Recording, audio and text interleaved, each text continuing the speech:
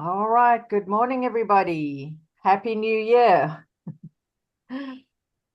Today's January 8th, Elvis's birthday. For some reason, I remember that. And yeah, this is our first meeting for 2026.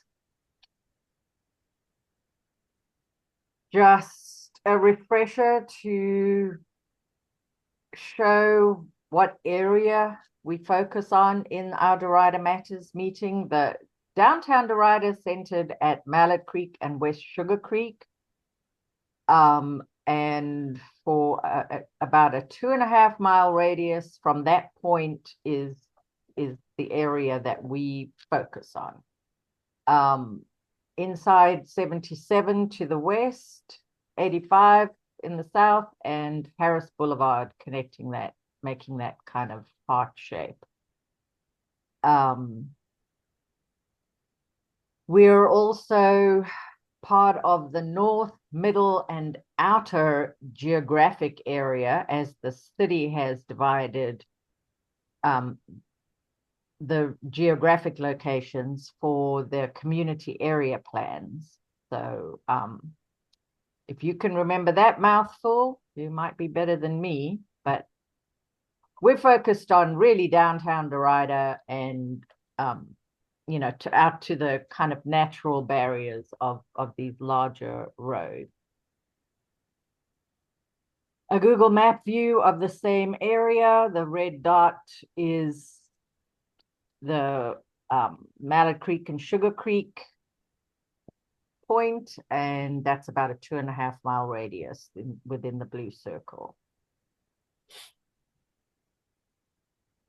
All these slides will be in the email, so you can click on links here to take a deeper look at this. This is the Urban Land Institute and the county's Quality of Life Explorer site that has all kinds of data that you might want to look up. Is where I pull most of my stuff from.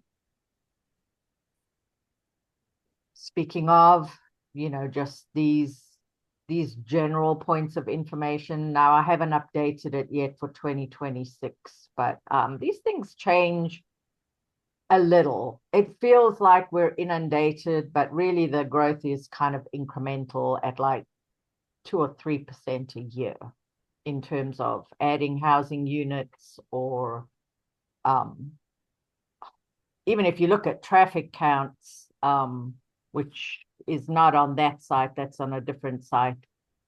Traffic counts in some areas have not even changed in 20 years, or maybe have changed by 10% in 20 years, which again is, a couple of percentage points a year. It's not how it feels to us. So, we have to figure out what it is that we are feeling when we drive around. Meetings for this year. We're going to continue with 9 a.m. Zoom on the first Thursday. We'll skip July just because it falls very close to July 4th, and mostly people will take summer vacations around that time. But the summer can be a good time for in-person meetings. So, we'll remain flexible to add some in-person meetings. Next meeting will be February 5th. All right, let's just quickly go through introductions so that we have a record of who is on the call. And then I have a couple of rezonings and just a few small updates to talk about. So I am Teresa McDonald. I've lived in the Derita area, Allen Hill, since 2007. I'm on the board for Derita Statesville Road Community Organization. I'm on the Planning Commission for the City of Charlotte, and my full-time job is a realtor, residential brokerage in the Charlotte region. And And then I'm going to call on our board members and for you to introduce yourselves. Jack Brosh. Jack Rosh, retired computer consulting, and I live in the Kelsey Glen subdivision off Hubbard. Been a member of Derita Statesville for 25 years this year. Thank Got you. it? Yeah, Mel Renner. Yes, resident of the area for 20, something like 25 years. Uh, Former longtime HOA president of the Forest Pond community. I serve on the board for the Derita Statesville organization, and I'm retired from the city of Charlotte. Awesome. Thomas Templeton. All right, good morning, everyone. Thomas Templeton. I am a lifelong member of if that tells you how many decades that is, of the Royal Oaks neighborhood, which is behind the fire station on Sugar Creek Road, and as was the former chairman of the neighborhood association here, and also serve currently as the Derita Statesville Road organization's treasurer. Awesome. Jill Stevenson. Jill Stevenson. I am the HOA president for General's Point, which is off of Gibbon Road. Been here for about 25 years also. Awesome. Carrie Miller.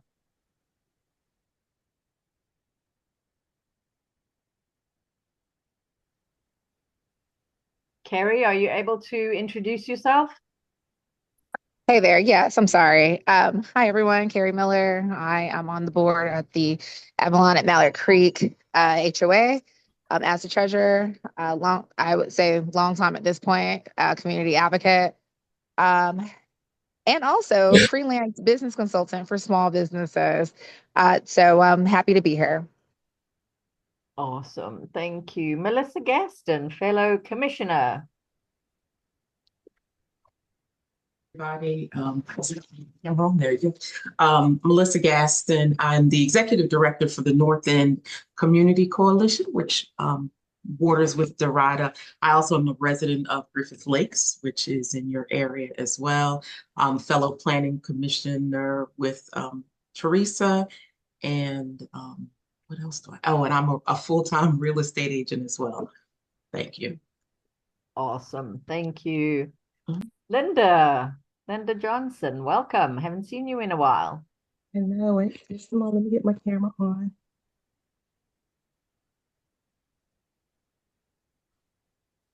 Good morning, everyone. Happy New Year. Happy New Uh, Year. yeah, it has been a while. It's basically due to scheduling. I am one of the co-owners of the Charlotte Post newspaper. We've been in DeRuyter. It's going on 9 years. So we're on the residential commercial side of the business. And thank you all, DeRuyter group, for all that you all doing. And I do see a difference since we've came to the area. We moved there from uptown, and I can see the difference that this group has made. Thank you.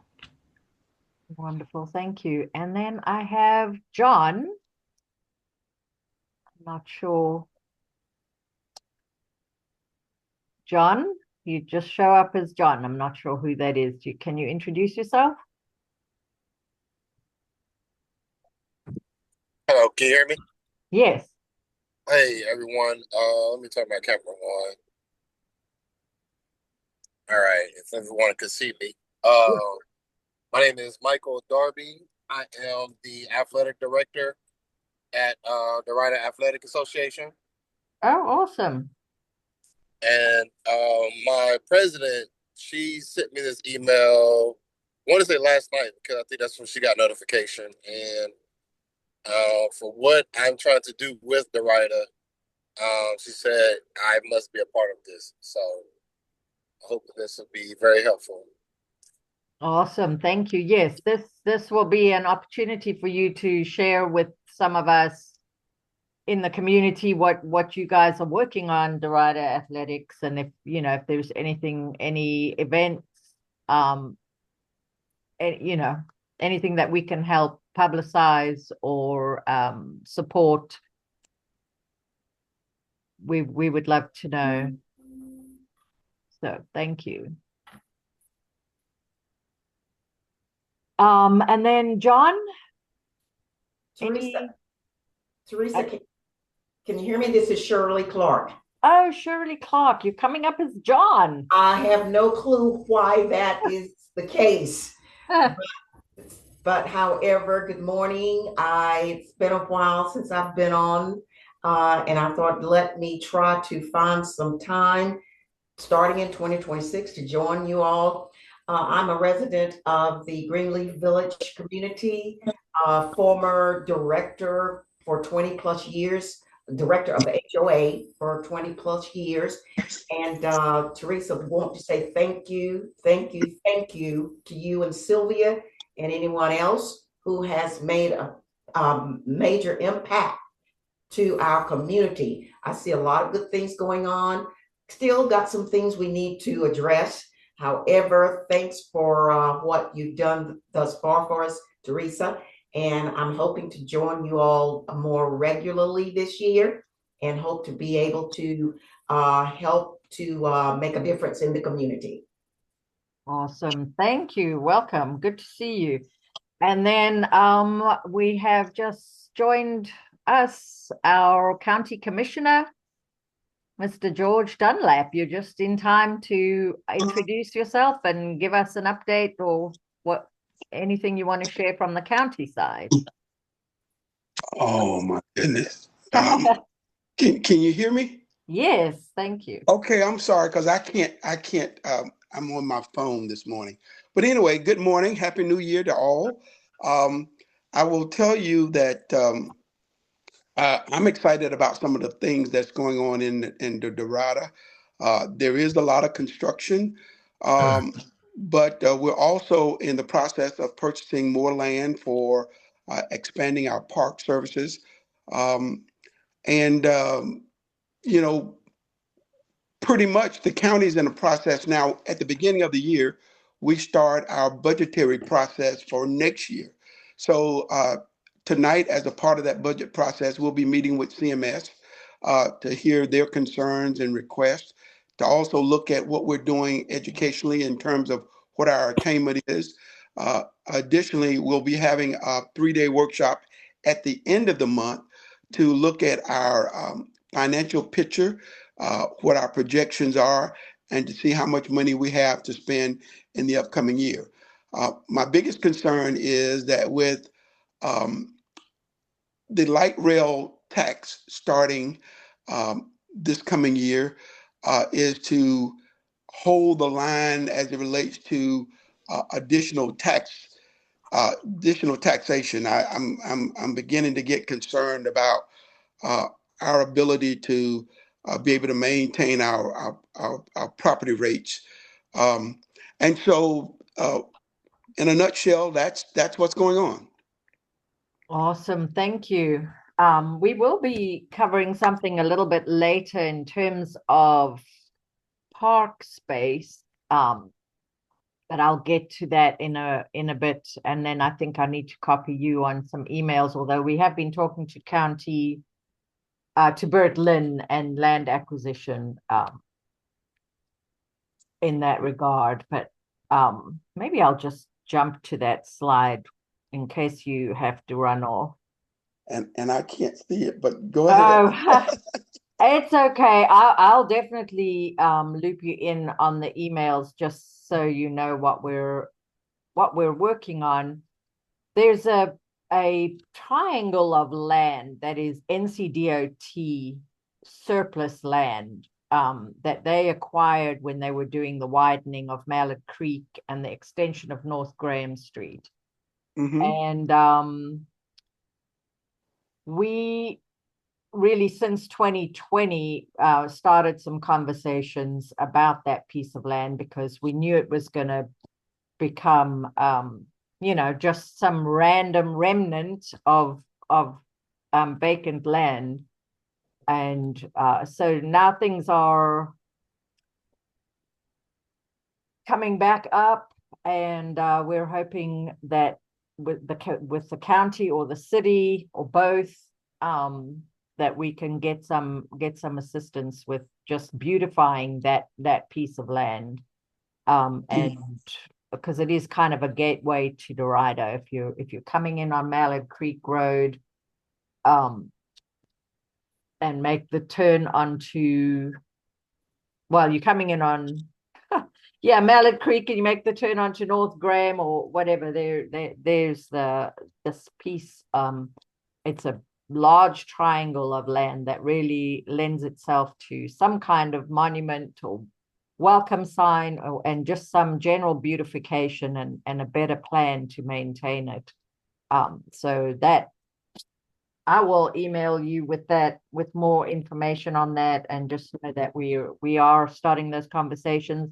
We're going to get a contribution from one of the developers on Mallard Creek Road, and hope to get further contributions from interested parties along there that would like to see this. And then, of course, with city and county, whatever grants we can obtain to help with some beautification on that parcel. Okay, and I think I'm familiar with the piece of land that you're talking about. But if you'll have that conversation with Bert Lynn, and if you don't get anywhere, let me know, because I don't want to get ahead of Park and Rec. But I think it certainly some entranceway or a piece of art that the county pays for, or something else in that open area would be great. Yes, yeah, and we're not talking about spending a fortune. It's it seems like some low-hanging fruit, of course, and I don't want to trigger anyone on this call, Thomas, but NCDOT is going to be the biggest barrier to this. They control that property, so yeah, we'll be working on that. Okay, just let me know how I can help. Okay, thank you so much. All right, folks, I'm just going to go back to the beginning of my slides, and we have a couple of rezonings that we're monitoring. This is the map, and you can always see this if you go to rezoning.org, and you'll see the red parcels that are highlighted. And those are the ones that are within this area that we focus on, that we're monitoring. Whoopsie, didn't mean to do that. Hang on a second, I've hidden my stuff. Oh, I guess I can close this chat. I'm sorry.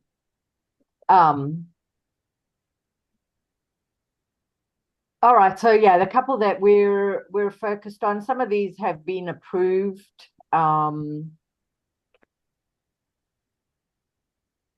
The 23-acre site on Neil Road, that's kind of not a big change. It was a rezoning that already had been approved a long time ago, and they're just changing the mix of offerings there. Right at Neil and IBM Drive. It's going to now be a mix of townhomes for sale and then apartments. And then this big piece, again, not such a huge change. This was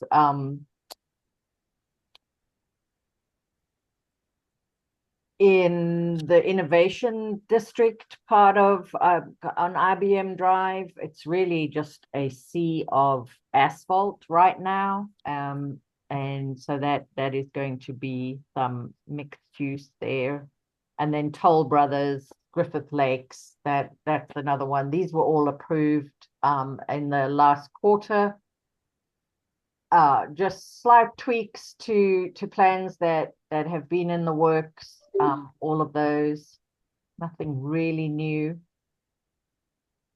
And then the ones that we're currently monitoring, this one, Morris Holdings, which is Morris Costumes off of Mallard Creek Road. They have a little over 9 acre parcel there that they this came before the zoning committee and was recommended for approval. So it will come up for a vote with the city council at their next zoning meeting, which is January 19th. Sorry, it's always the third Monday. Question on that one, Teresa, if I may. Yeah. Is there any opposition against that one? And if so, what are their issues? Well, the main thing that came out of this was all the complaints about that remnant parcel that NCDOT controls. The triangle. The triangle, yeah. That was Okay. that was the main thing. And the developer held a community meeting, and then they presented to our meeting last month. I did listen to the recording. Thank you very much for doing Yeah. that and posting it. It helped me while I was out of country. Okay, good. Yeah, that it's going to be a nice development. It's only going to add to what's coming along Mallard Creek Road. It's, as you drive along, you're already seeing major improvements. So this is just going to continue that very wide multi-purpose path on Mallard Creek Road. And the actual townhomes will be a mix of front load and rear load garages. And I think it's going to be a decent quality townhome that's going to be there. So that one, I expect that city council will approve that. I don't see any issues, but yeah, that is where our first contribution came from. The Morris family offered that sum of $5,000 towards beautification on that triangle. So now our next steps would be obviously to add to that pot, and figure out what's feasible and what the costs are, etc. It's a long way down the road. The money wouldn't be allocated until they're ready to get their first certificate of occupancy. So, we're talking several years, but hopefully NCDOT is in a frame of mind to either donate that piece to the county so that, we can do some beautification on that site. So that's that one. And then the big one, and maybe you can summarize that a little bit for us, Jack, since you went to the community meeting. This is 4.5 acres on right on W.T. Harris Boulevard at West Sugar Creek, where University City United Methodist Church, it's a portion of their land that they are partnering with True Homes, I believe, townhomes. I did not see the presentation, but from my experience with the partnerships between these faith communities and True Homes, generally these are for sale products and they are at an attainable price.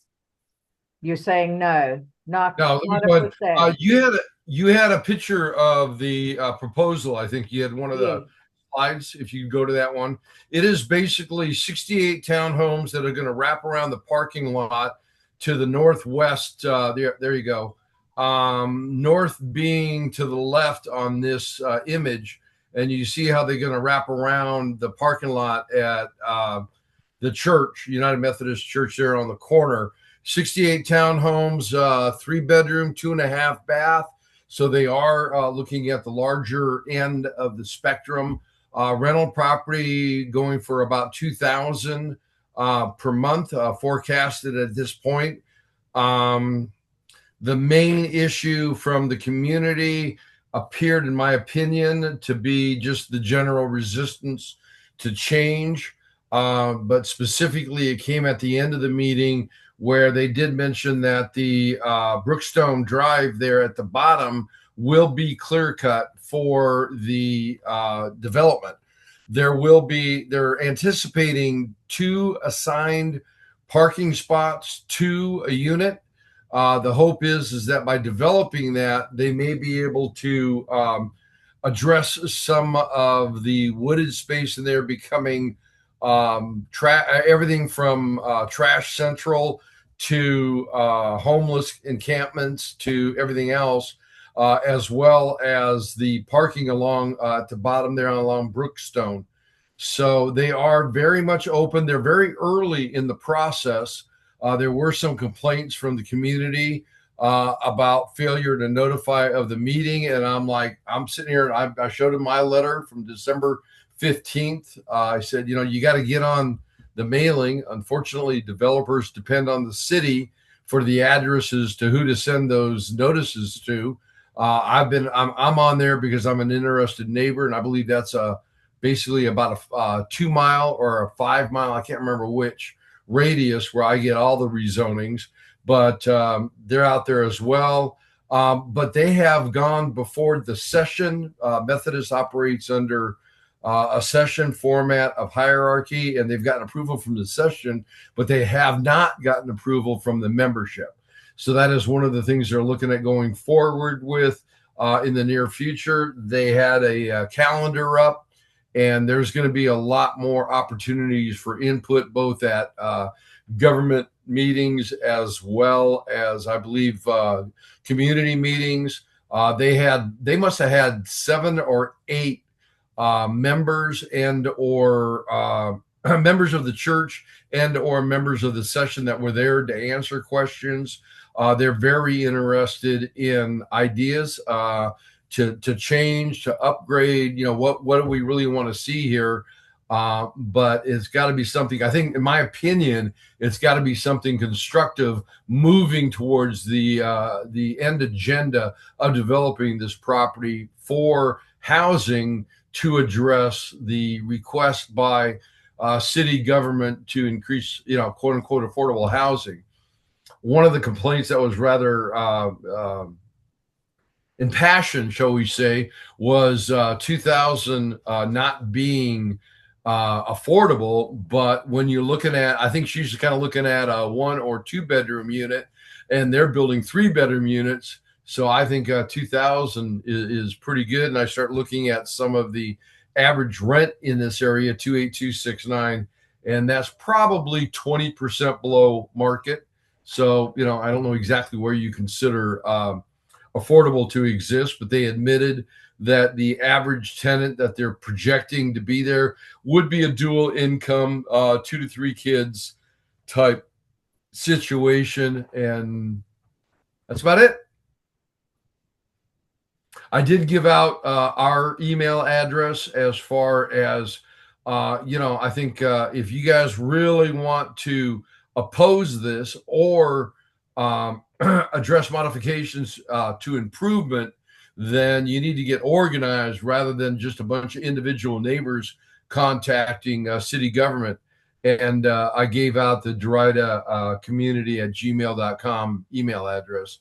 So you may want to take a look at that and see if any increased activity is occurring there. Thank you. Yes, I did get one email, but they were already on our mailing list. The people that did contact me. So I haven't heard anything yet from anyone. But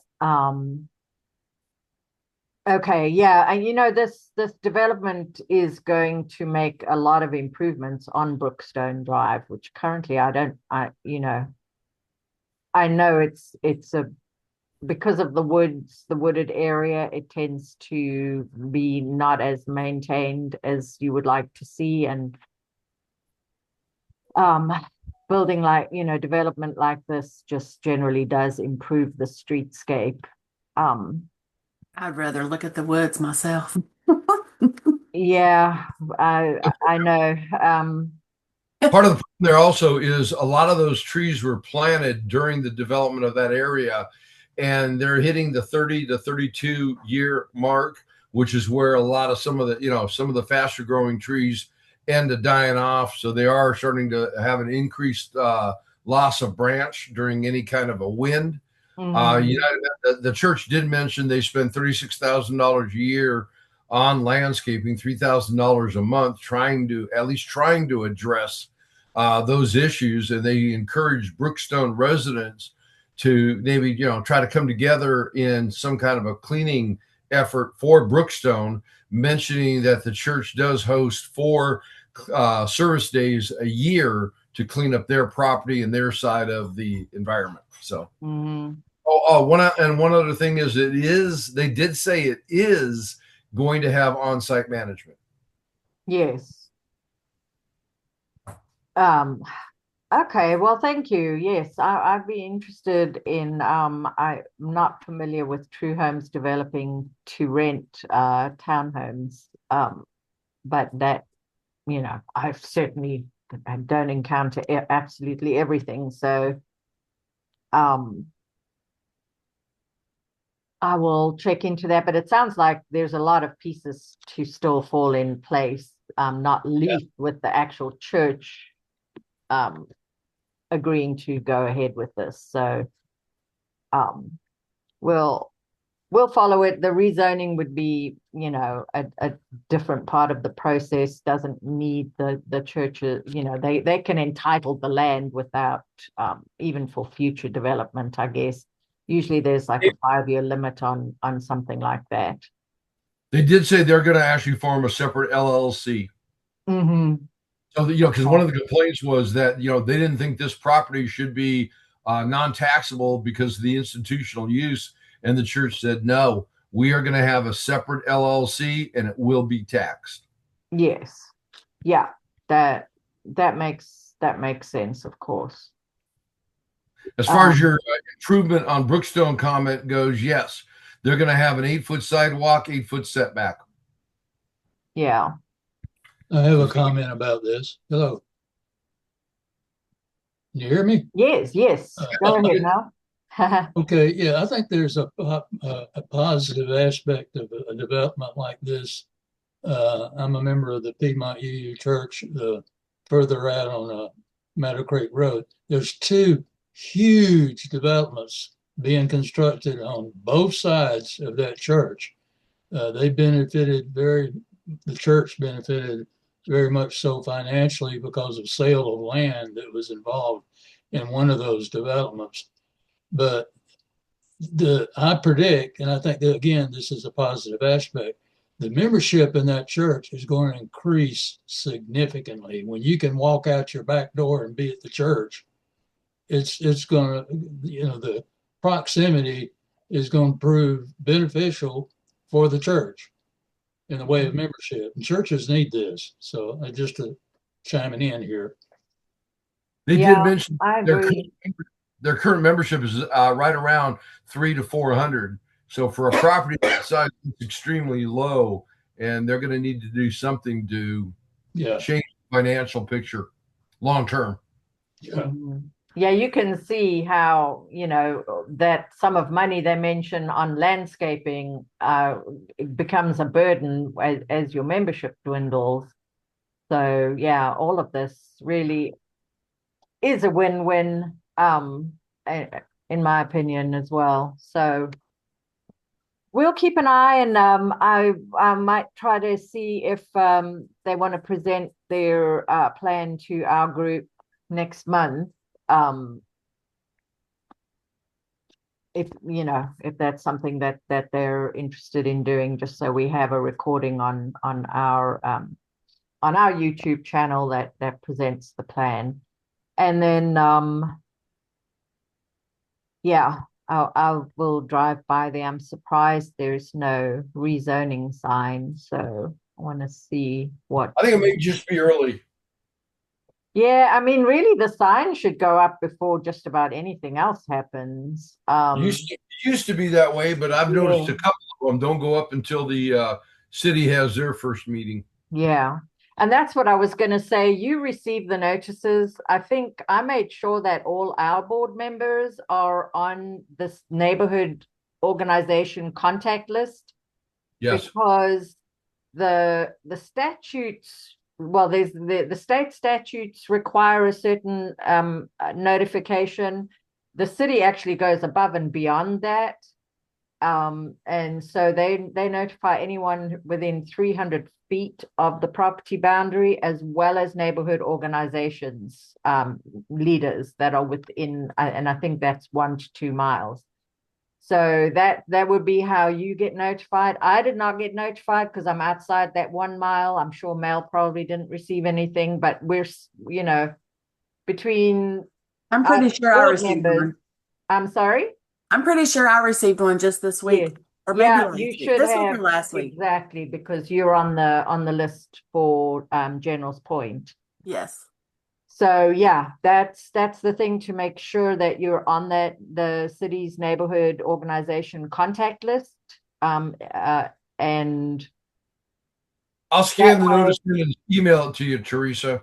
Yeah, and just, I would ask anybody, if you do receive those, to just give me a heads up, because I try to monitor all the stuff, but I wouldn't necessarily see it until it hits the website, so I was aware of this, but a month ago there was no information yet on the city's website, other than the church, the location, and True Homes. So I, could make a few assumptions about what it was going to be. Okay. But yeah, we'll keep an eye on that. But like a lot of these things, it's a long way from anything actually coming out of the ground, and may never happen. There's so many petitions and plans and proposals and rezonings that we've attended over the years, and a lot of them don't come to fruition at all. So we'll keep an eye on that. Okay, that was that one.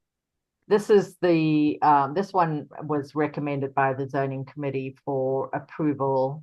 This is the one on Mallard Creek that we were talking about. And there's the triangle, that remnant portion that's controlled by NCDOT. So hopefully that little bit of impetus, and some of these neighborhoods, like the very new DR Horton neighborhood over there, as well as Mallard Forest, which is across the way, and Walnut Creek, which is over here. All of those neighborhoods have an interest in seeing some beautification on this parcel, and so we're hoping to pull people together so that we can get some kind of vision and funds for that, which obviously will hinge on NCDOT giving the permission to do it on their land, or making the land donation to the county or the city, or something like that. And beautification is one thing. It's kind of a one-time expense, but then you also have the ongoing maintenance, which we're all familiar with, even just from the American Legion maintaining the flags on West Sugar Creek. For decades they did that. They aged out. Some folks took over and then moved out of the area, and long story short, there is nobody to backfill that, to keep the flags flying on Mallard Creek, Sugar Creek, West Sugar Creek in downtown Derita. So bit of a tangent, but we can't forget that you can have nice things, but you also have to provide for the ongoing maintenance and costs and so on. So I definitely welcome everyone to pitch in as we go along, to figure out what would be feasible, what would be that sweet spot of beautifying that triangle of land, a landmark of some kind, and you know, that would be relatively easy to keep looking good. I'm very much of the opinion it just deserves more than just beautification. It's a larger parcel than you might imagine. I've seen kids on the what used to be the road portion of that parcel actually playing soccer. So again, it's a larger Yes. parcel than you might imagine. So yes, beautification / park, and it's already, I think, been changed to a more convenient Cats bus stop area. Yes. So there's multiple uses that all need to come together, to make it what it could be. So Yeah, I agree. So we'll have to put our heads together there. Okay, I think that's all I have as far as rezonings go, and then I just have my regular slides just to explain the rezoning process, so that the first thing usually is that community meeting, as Jack attended, which you would get the notice. But there's also a public hearing in front of City Council for each of these petitions, and then it goes to Zoning Committee, which makes a recommendation to City Council on whether they should approve or not, and then it finally goes to City Council for a vote. Sorry, Jack, you had your hand up? Going back to zoning for just a second, 2025-111 QT, is that over there? It shows as Davis Lake or Lakeview. I'm sorry, Lakeview. Is that the new construction down there? The little Well, Lakeview, there's a lot of NCDOT work going on at Lakeview and Old Statesville. They're widening Lakeview. So hang on, I'm just trying to find where my map is that will show where. Yeah, that's the location there. Yeah. Yeah, it's somewhere Lakeview and WT Harris, a QT over there. I didn't get too excited about it, I have to say, but well, I'm just wondering how many QTs are they going to build, because they got one at the end of WT Harris at 77. I mean, they've got one off of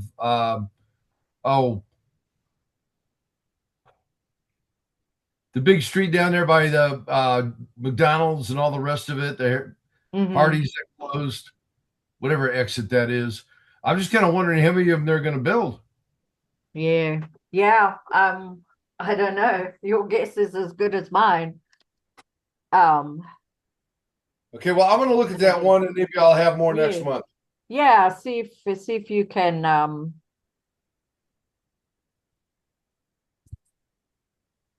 yeah, it's kind of a known quantity, but and usually they've identified some kind of gap in the market. But yeah, I don't know. No problem. There are some QTs. There's a new one on North Graham and 85 that is in such a bad location. But lots of people go there. Like I look at it and I'm like, I'm not getting involved in that mess because there's so many people using that gas station. But what do I know? Teresa, yes, this is Shirley.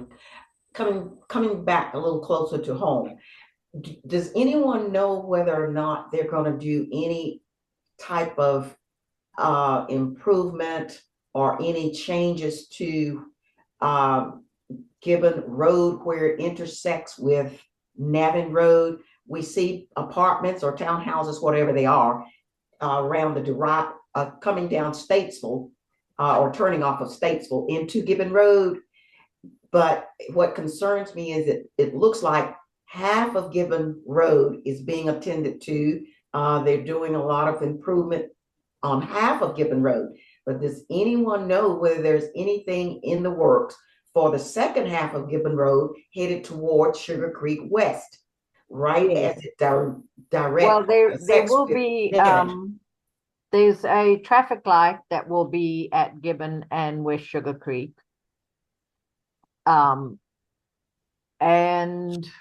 yeah, the sidewalk improvements along Gibbon Road are also Wait a minute, a stoplight with West Sugar Creek and Gibbon? Yes. Where does Gibbon hit West? Oh, yeah. Okay, at the bank. Okay, yes, I got it. Yeah, right across from the bank. And we don't know what's happening with the old BP station. I think they're coming back. It's not that they've sold that land or anything, but for right now, that old BP station, is it BP or Mobile? BP, I think it was. Anyway, there's no sign on it anymore, but where the townhomes are coming behind the Wells Fargo Bank. Okay, so that's townhomes too, but that's not a part of the one where they just tore down the pockets. That's not the same, correct? No. Oh wow, there's townhomes everywhere. Oh. Well, again, Teresa, as you start your turn off of West Sugar Creek, cross the railroad track on Gibbon Road, you've got a wooded area, and you've got some unsightly residences sitting there on the right side. They did put up a fence. Someone, I don't know whether it was voluntarily or what, but there's a wooden fence right at the railroad track on the right side of the road where this house is on the corner. Then you've got another small house right there beside it. You've got a nice little area of woods and unsightly trees and trash as you turn down Gibbon Road on the right side of the road. I don't know how often you guys turn down Gibbon Road, but if you ever turn down Gibbon Road off of Sugar Creek West, you will see quite a bit of difference. It seems like nobody's looking at that, caring about what's going on right there at that little area. Yeah, I'm very familiar with it. I drive by there a lot, and it's it's private property owners. I don't know what else to say. We have to keep reporting it to 311 but it's some of that is going to be redeveloped, because it's in such close proximity to Gibbon and Nevin, where the Red Line Derita station will be. It's all going to look different in 10 years. Let me not say 5, probably 10. Maybe longer. I don't know. I don't even want to think about how old I'll be. Yeah, I may not even be around. Yeah. I've been in communication with the city. I've been a lot. I've been in communication with the city, and they have helped out a lot. I must admit that they have helped out a lot, but seems it's never anything that's ongoing. Yeah, it's I mean that's a problem all over, which is one of the reasons why I like to see new investment and new owners taking over these properties that have just, I'm tired of owners that are not maintaining their streetscapes and their properties. And I know they're probably tired of people dumping trash on their properties. But the solution is new investment, new development, new caretaking. That's the only thing I can hope for, because it is unsightly. I agree.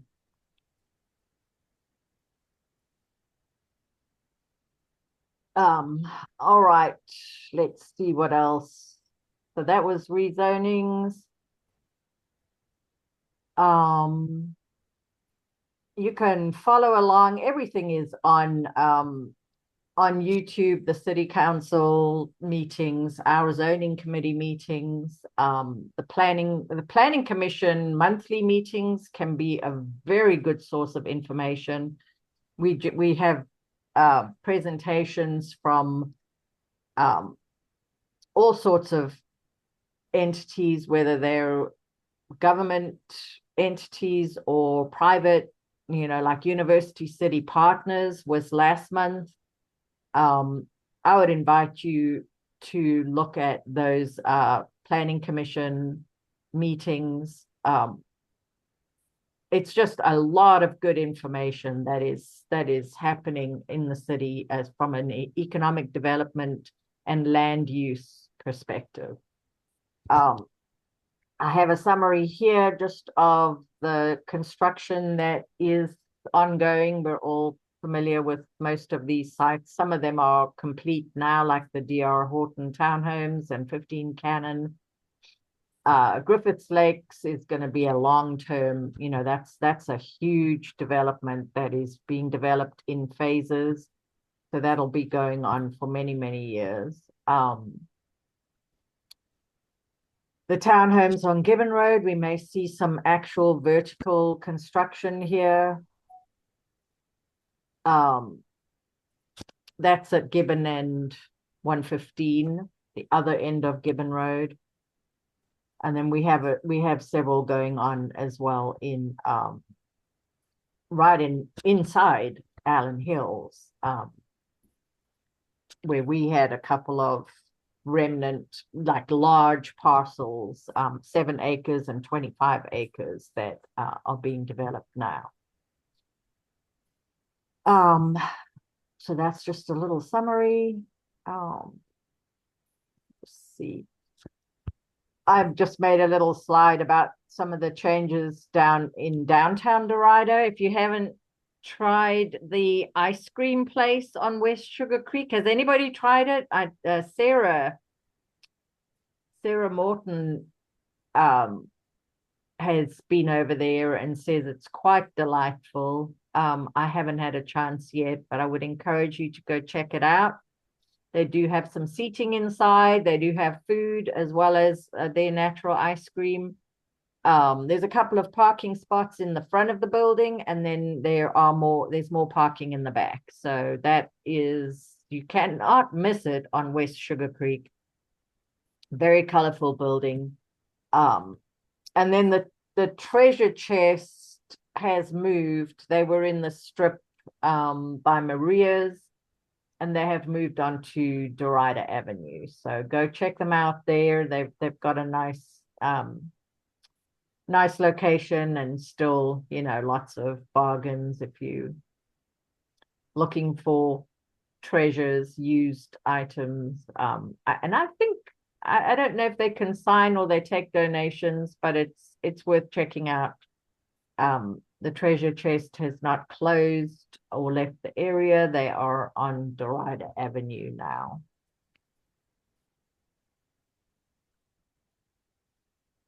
And another thing that we will be watching and will need to attend the meetings or at least get updates is the new public transit authority that was funded by the tax increase, the sales tax increase. This board has been, I think they had their second meeting yesterday. So I just made a slide so that we know who's on the board, and just to start to monitor how they were going to manage the funds that come from the new tax, and how they're going to start implementing aspects of the transit plan. And this is transit of all kinds. It's roads, sidewalks, bike lanes, transit, bus, train. So the red line is going to be a big conversation for us in our community. We are slated to get the station at Nevin and Gibbon, and that is going to drive a lot of new investment and land use decisions in our area. So the next 5 years are going to be pretty interesting, and I would like to make sure that we're at the table and advocating for good things.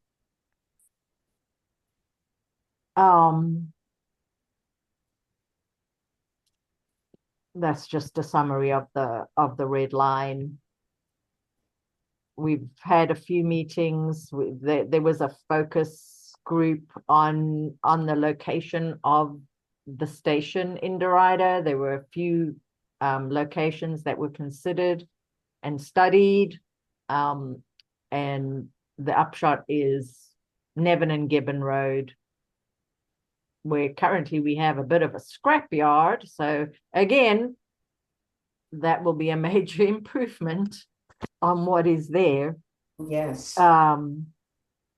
But it's a long way off, and we have some the Camp North End group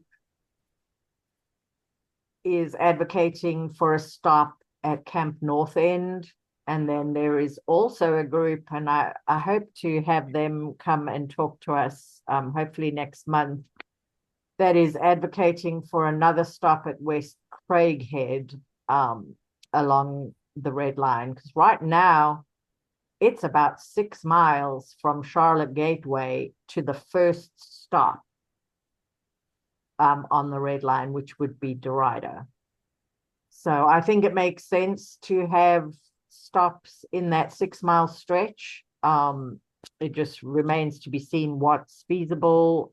It's a largely industrial area, except for around Camp North End that is transitioning. And, the industrial area generally is transitioning, and that transition will be faster with the red line coming along.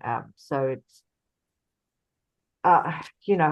it's going to take some courage and some planning and some bold steps, I think, to add stations here, but we shouldn't discount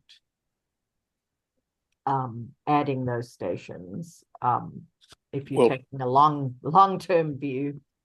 Well, Teresa, just an aside, I mean, when they first started talking about putting a train on those existing tracks all those decades ago, they actually had planned for 2 more stations going into downtown from Derita. So it's not, and they eliminated them at some point along the way. And I guess it's just fortunate. Maybe they kept Derita for a while, but I'm still waiting to make sure they do. But like I said, they had 2 other stations in that, and they, for some reason, it's always been for that line instead of like the South line, in which they look at like, oh, economic development is going to be a big driving factor for this train line going. It was always, how fast can we get people from Mooresville into Charlotte? So instead of that emphasis being for economic development and growth needs, it's always been, how fast can we get people from Mooresville to Charlotte? Yeah. And really that goes for NCDOT's goals as well for the roads. For the most part, it's just, we don't care about the areas we drive through. We want to be able to get there, go through it at a high speed. And it's always a balance, but yeah, I think that there's a strong case for Camp North End. They already have something like 100 units of housing, high density around that area. It's already somewhat a center of gravity. West Craighead is a bit of a harder push, but they make the case that it connects, it could connect the red line to the blue line, the Sugar Creek line. So I've invited them to come and make their case and see if anybody wants to support their petition. But we'll follow it, because all of these things come with costs. And yeah, it's, you do have quite a lot of pressure from these folks who choose to live out, up in Mooresville and work in downtown Charlotte who, you know, it's a hard sell to hop on a train if it doesn't save you any time. But to my mind, it always saves time, because unless you have a self-driving car, you cannot do anything else while you're driving, or you should. And I don't think, like you're talking about, I don't think that should ever been the emphasis. To me, it's always been, yes, we should have more stations along the way, and because that was the big driver for the South, why we needed to put it in the South first, because we already had it. The train line already existed, but that didn't matter. Let's go to the South first. We need economic development in the South. All that industrial stuff that used to be in the South, now you look at it now, look at how developed it is now. Look how many people live in the South now, but they don't consider that out here for some reason. And I don't get the disconnect there, and I never have. Yeah. So. Yeah, and sometimes they will tell you that it's because of the shared line, because we're sharing the line with freight. So it's not light rail, it's a very heavy gauge rail. It's big diesel engines. They can't stop and start every 1 or 2 miles. So and that none of that is BS. That is engineering and physics. Well, and as well as I do, there are technological solutions to all of that. Of course, comes at a cost. And they'll move the industrial clients on that. So the Norfolk Southern is down to 2 customers on their freight line. So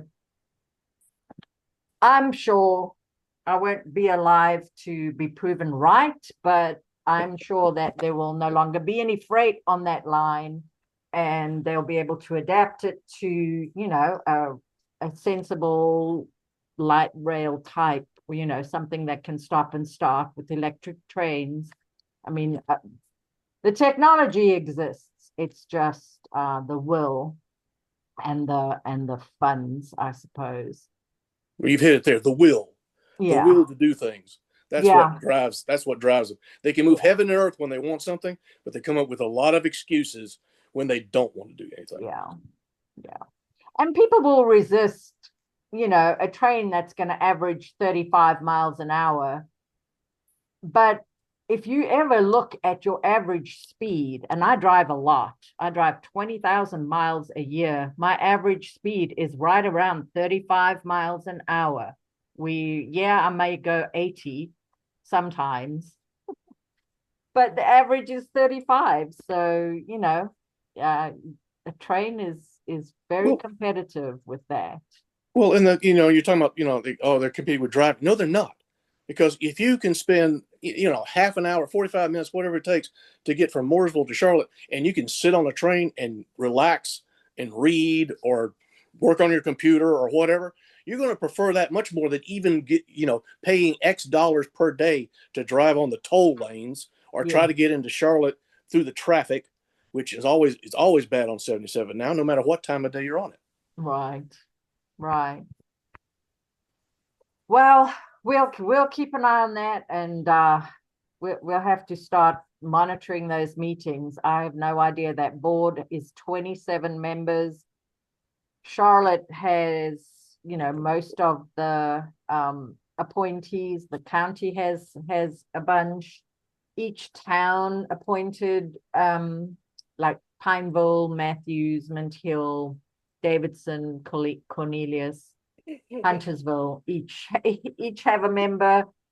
The Regional Visitors Alliance has 2 appointees. The General Assembly has 2. The governor has 1. I don't think he's made his appointment yet. So we're advocating for Derita. This board is going to have to try to, rather them than me, try to weigh up all the needs and demands from all over.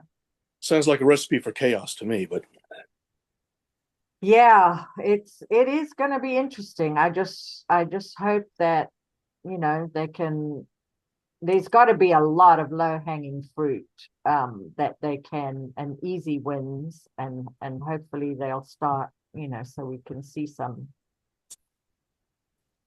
improvements. All right, Derita, triangle I've already covered. I resurrected these slides from 2020 when we were first talking about this. And we'll see. That was in 2020 when we, the road construction was just being completed. So we were still trying to envision the whole area. Now we can see what it is, and see the potential. And yeah, I mean, if kids are already playing there, there's obviously a need, and there's lots of inspiration. So hopefully we can come up with something. And I'm sorry that Mr. Dunlop has already left. He was here for, I guess, but he mentioned something in his remarks, something about expanding parks, or even more expansion of parks in the area. And I was going to query him on what he meant by that, because I mean, we have the park on Graham at Princess Street now, or the park land supposedly. I don't know when he'll ever do anything with it, but we have that. I don't know if that's what he's talking about, or maybe it would be great if they could expand that land acquisition more, or something else he's talking about. I would like to know what if you communicate with him, please ask him what he was meant by that remark, if you would. Yeah. My understanding is, they've been on a buying spree, the county, and they have bought hundreds of acres. This is another update that I'll try to find, where they presented to the Planning Commission everything that they've purchased. But yeah, there's a long backlog of actually bringing those parks into the system and activating them, developing them, or whatever it's going to take. Because I would love to expand that park on Graham Street to include a lot of that wooded land, that an empty land that's not being used behind the food line.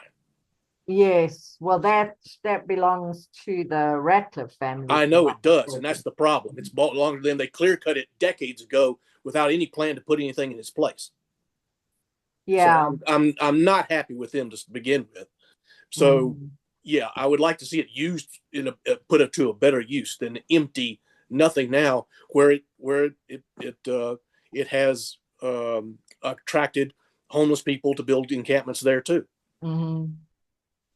Yes, well, I think they did talk with the county, and the county at this stage is not interested in purchasing any more land in that location.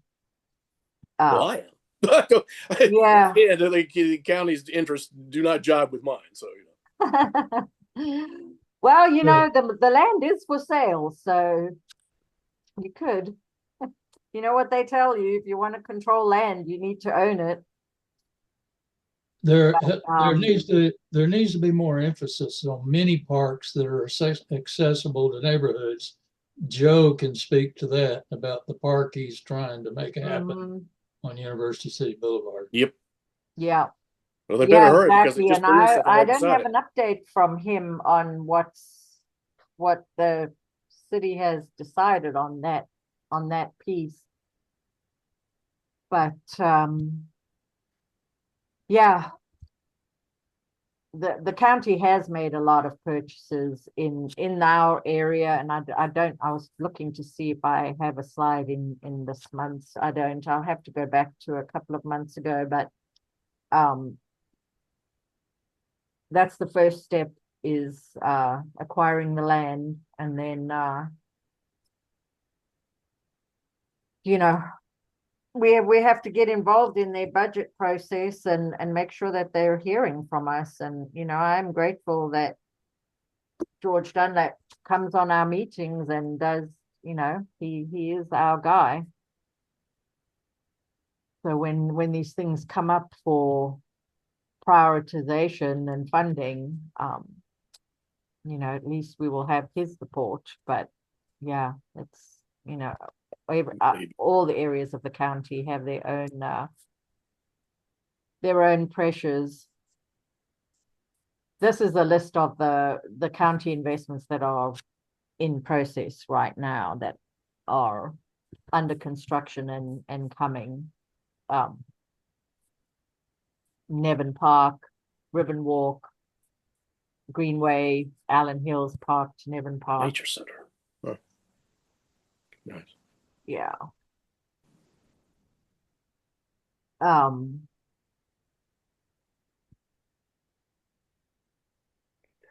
right. I think that's everything that I have. These are just informational slides that I keep in to remind myself. Did you want to add something? Well, I was going to say that, we talked a lot about the rezonings and input to the community about rezonings and things like that. But let me talk for a minute on the opposite side of that, in that, as you helped me find out, Teresa, in my neighborhood, which is, for those who don't know, it's an older neighborhood. Most of the homes built in the 60s and 70s. So they're single family homes. So apparently, without any need for a rezoning or any input from the community whatsoever or the neighborhood, a group has come in, bought two parcels of land, one that had a house on it, one that was empty, or side by side. They've torn down the house, and apparently they're getting ready to build a bunch of townhomes right in the center of my neighborhood. Now, I don't even begin to know what they look like, how big they're going to be, nothing. I know how many units it's going to be. I know nothing about it, because they can now do that by right, apparently, in the city. And it's not like it's on a major road or anything like that. This is right in the heart of our neighborhood, and we have no say-so in it. None. Zero. So you may call that progress, or you may think that needs to be done because of the amount of people coming to this area every day. But I don't think that's a good thing for them to just come in and completely remake the quality of life or the environment of a neighborhood to that dramatic amount without having some kind of input or some kind of rezoning request they have to do, like they would have had to do in the old days. But now the city just lets them do that. So no, I'm not happy about that. And you can call me a Luddite or whatever. I don't care. This is not NIMBY. You ask most neighbors around here, they don't like it because they know what it means. So no, it's not. And I don't think that's good for our community. I don't think it's good for the neighborhood to stick that right in the middle of a bunch of single family homes that everybody enjoys. Yeah, I understand. I get you. And part of the issue with Royal Oaks, as well as a lot of the older neighborhoods, is when they were originally platted back, decades ago in the 50s, the lots were small. They were a fifth of an acre. And if you look at older neighborhoods like Plaza Midwood and Dilworth, etc., those lots are a fifth of an acre. So when Royal Oaks was platted, the idea was still a normal size lot was about a fifth of an acre. But because we now had cars and we now had, the relative wealth after the Second World War, people bought more than one lot. And you had to also, but you don't forget also that back in those times, you had to have a lot that was large enough to support a well and a septic tank, because there was no city services out here. Even though we're 5 miles from the city, there were no city services. So you had to have land enough to accommodate those things. So that's one reason why some of the lots out here are larger, because you would buy, like you're talking about, people would buy more than one lot in order to accommodate that need. Yeah, I'm just saying the precedent is there for the smaller lots, and so it's hard, that's considered a taking if you now going to prevent people from building on a smaller lot and putting more units where there used to be one. It's just, yeah. I'd like to invite Thomas to take a ride over to where Gail lives on Ridge Lane Road, exactly the same thing is going on. So there's Really? 4 houses being built right now on one lot. And there's some apartment homes I think are destined to come because Teresa, you helped me identify the owner of what used to be Henry's house that recently got demolished. So yeah, take a trip over there and you'll see it. It's probably worse than what you're talking about in your neighborhood. Well, and we've also had that. We've also had them come in, tear down another house at a corner lot, and build 3 houses in its place. It's happening everywhere. Yeah. So, but I mean, at least those are single family homes. These aren't townhomes that I have no idea, their size or height or number of floors or anything like that. So it's completely different. At least, like I said, the ones that they're replacing the one house with, at least those are single family homes. At least they kind of fit in with the neighborhood, environment.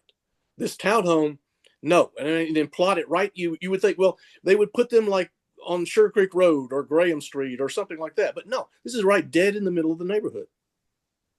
Yeah. So God knows what kind of construction, traffic, noise, pollution, God knows, right? Right there with us. So we do not look forward to that. Yeah. Yeah, my neighborhood, I think we have something like 150 townhomes in the process of being constructed. So yeah, other parts of town have changed a lot over the last 20 years. You can almost not recognize Central Avenue or other North Davidson, South End. I mean, Right. it's going to come to all parts of Charlotte, and it really has to. If you look 50 years down the road, it's not going to make any sense whatsoever to have a little house on a huge patch of land in the middle of a city of 2 million people. Well, and you talk about NODA and stuff like that. Once you leave Davidson, North Davidson, and the major roads there, you still have a lot of individual houses right a block away. There's still neighborhoods back there with plenty of single, homes back there. So yes, they're putting a lot of densification on what is really the major road on Davidson, and also on I can't remember the adjacent one that runs along the tracks there. But you get a block or two off of Davidson, and there's still plenty of single family homes back in there. Now they've all been gentrified, of course, and they're all worth, I don't know, God knows how much money they're worth now, but rent out the people that used to live there, of course, but they're still single family homes. Yeah. Yeah, well, 85% of Charlotte is still single family homes. So, That's hard to believe. yeah, true enough. It's, So yeah, but I also worry about the roads being able to handle all the traffic and the schools. Like, are they thinking about the roads and the schools when they're doing all of this development? No, is the short answer. That's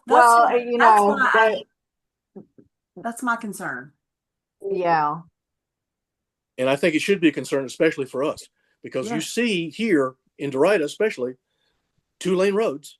And how are you going to handle the new traffic coming from the townhomes behind Wells Fargo? How are you going to handle traffic coming out of the new place is going to be at Puckett's, 4 stories and then of coming off building? of Gibbon How are you Road. going to handle all that with 2-lane roads we have around here? All of the apartments and townhomes on Gibbon Road coming on to Sugar Creek. Bingo.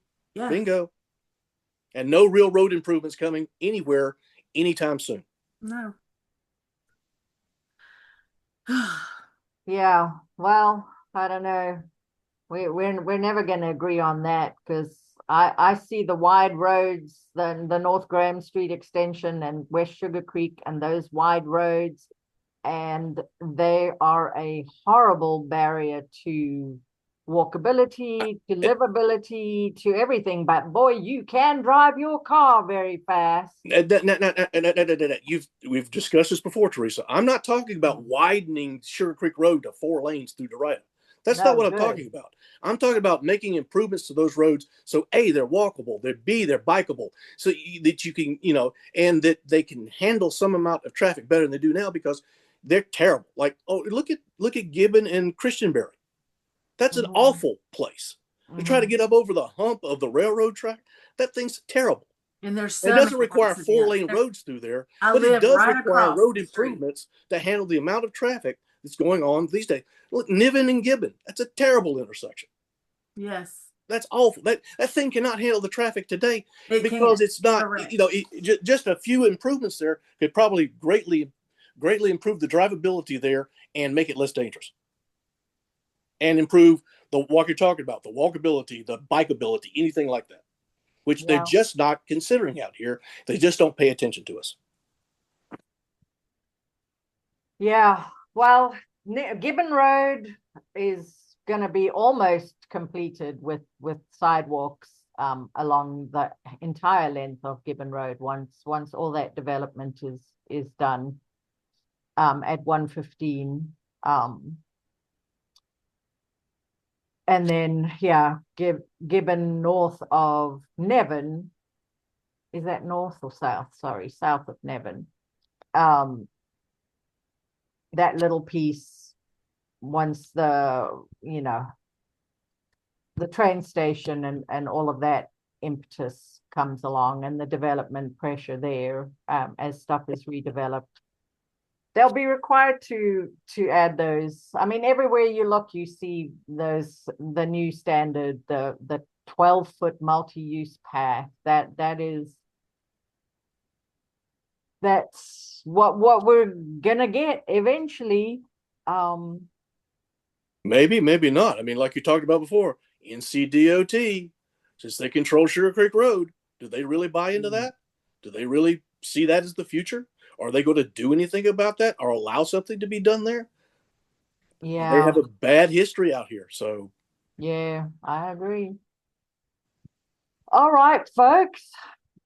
Anybody got anything else for us? Ain't that enough? No, we just have to keep beating that drum, and show up. But in 2 years, Gibbon Road is going to look very different.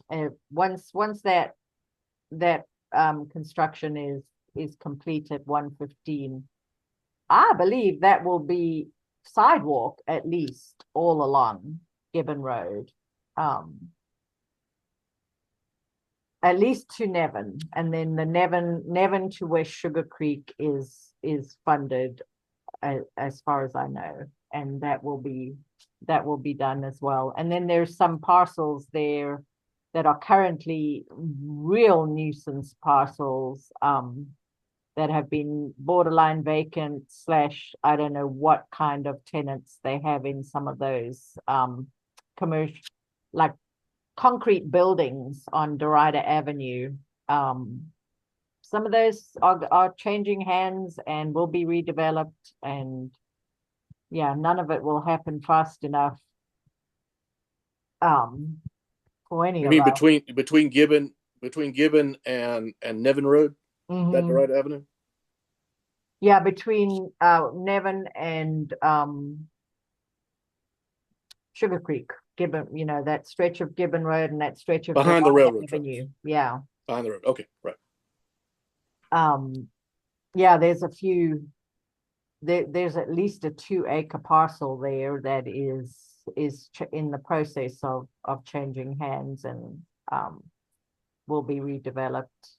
And then we'll see improvements on Derita Avenue and Gibbon Road, because that's what we vote for. We vote not to increase our taxes, the people who currently own.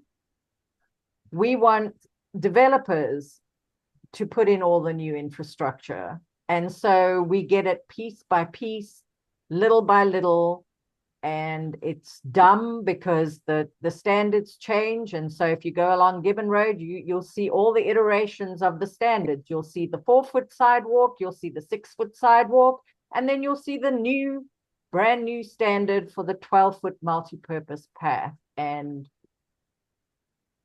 that's what we keep voting for. We don't want to pay more taxes. We put it all on the developers, the new development, and so then you get piecemeal, and you get sidewalks to nowhere, and no real planning, because we're just taking what we can get from every new development, and